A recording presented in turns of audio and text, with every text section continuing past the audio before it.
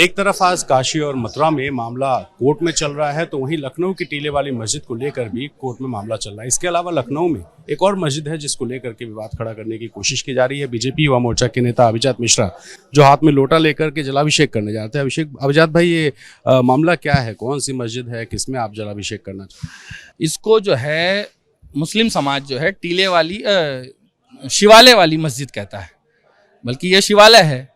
आप मुस्लिम समाज के किसी भी उस एरिया के किसी भी व्यक्ति से पूछेंगे कि शिवालय वाली मस्जिद कहाँ है तो बताएगा। वहां पर आप जाओगे तो एक शिवालय का रूप आपको दिखेगा, पूरा शिवालय बना हुआ है और शिवालय के बगल में उन्होंने 2 मीनारें बना दी है। अब वहां पर मुस्लिम आबादी बढ़ी और उन्होंने धीरे से वहां पर कब्जा कर लिया।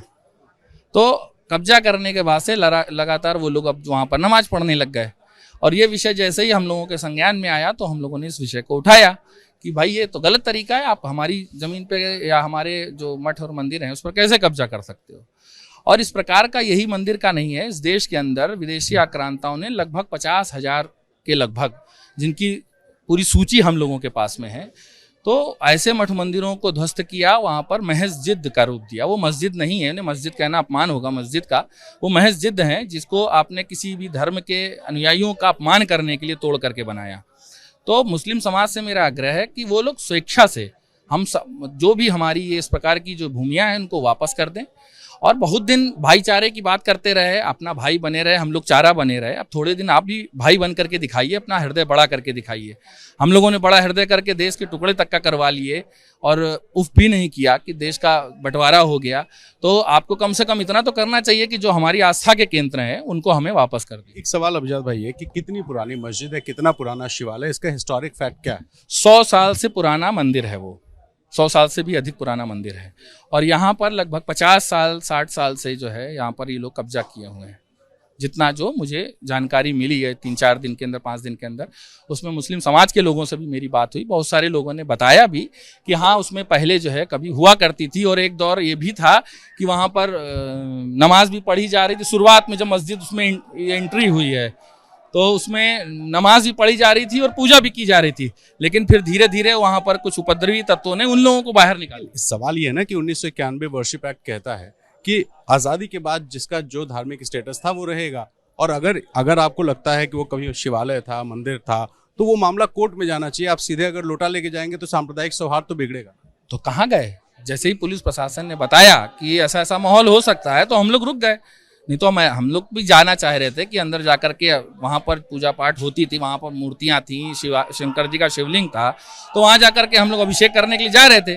पुलिस ने कहा कि वहाँ पर कानून व्यवस्था गड़बड़ हो सकती है।